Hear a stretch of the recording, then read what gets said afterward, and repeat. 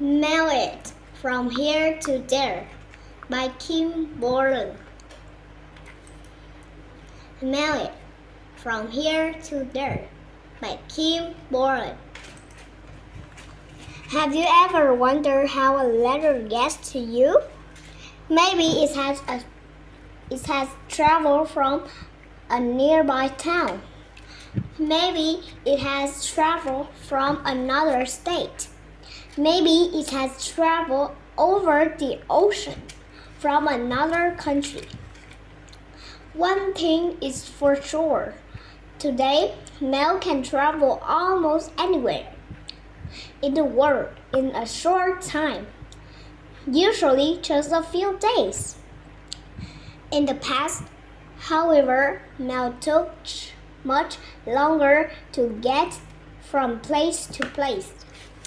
A modern mail sorting facility.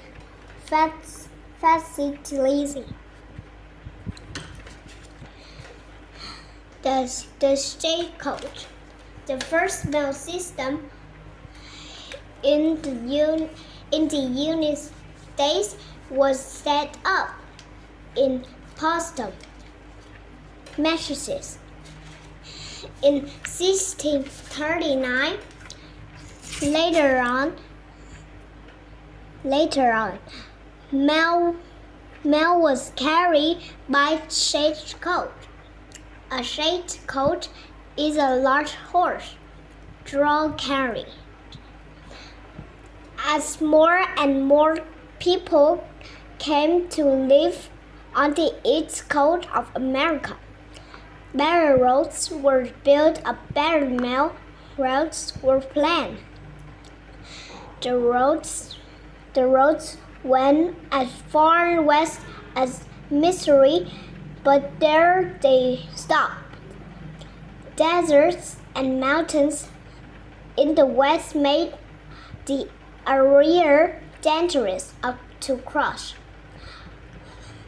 Very few people traveled to the west at that time. It took days, weeks, even months or mail to travel these distances by stagecoach. In 1848, all this changed because of the gold rush. During the gold rush, thousands of people start traveling west to find gold. When they arrive, they want to correspond with their friends and family at home in the East. Stagecoach took 20 days or more to transport mail of Missouri to California. People want to faster way to send mail across the country. The Pony Express. Some men had the idea to start service called the Pony Express. They hired 18 riders to carry mail on horseback between Missouri and California. They promised delivery within 10 days or less. The cost of postage for a letter was $5,005 year. $5. Pony Express service began on April 3, 1860. It was a long journey, more than 1,800 miles, and a dangerous one. Riders had to cross some of the roughest land in the country. Pony Express riders rode day and night. Each rider carried the mail along a section of the long road. After 75 to 100 miles of riding, the mail porch was passed to a new rider.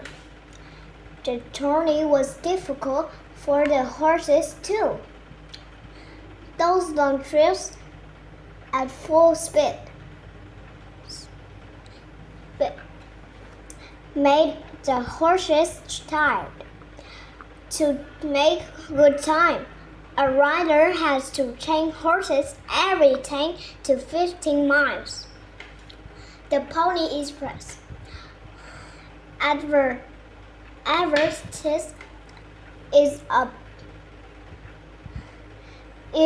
ability to transport mail swiftly across the country. Soon the Pony Express wasn't needed anymore. On October 24, 1861, the Pony Express made its last delivery. During the 19 months that the Pony Express lasted, at least 18 riders and 400 horses traveled more than 600,000 miles. That's almost as far as 24 trips around the world. Meanwhile, life in the West was changing. By the late 1860 years, the railroad had improved. People extended the railroad tracks much farther than before. Now began traveling by train. People keep looking for new and even faster ways to communicate. Pony Express riders are remembered on special coins. The telegraph. In 1832, Samuel Morse came up with the idea of using electricity to communicate.